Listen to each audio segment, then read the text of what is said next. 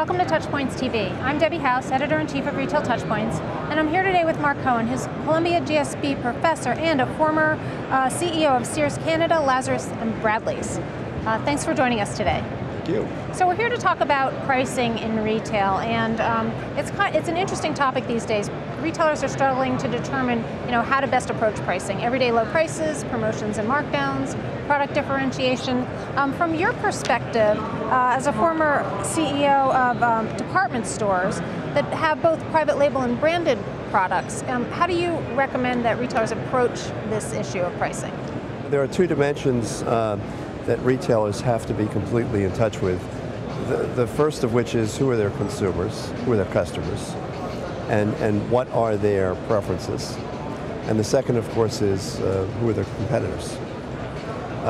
You don't get to operate in a vacuum. You don't get to operate as if you stand alone. If you're in a department store business, you're necessarily going to be merchandising many classifications, and in almost all cases a mix of brands and private label brands. Some brands afford you pricing power if you have assortments that are exclusive to you. Other brands are open market, and so whatever pricing view you have is only valid if competitors share it. At the end of the day, the consumer has a tremendous value orientation. She always has, she always will.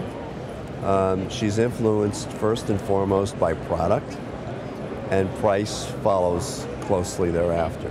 First Insight has a whole host of tools which enable its clients to investigate what exactly customers are looking for.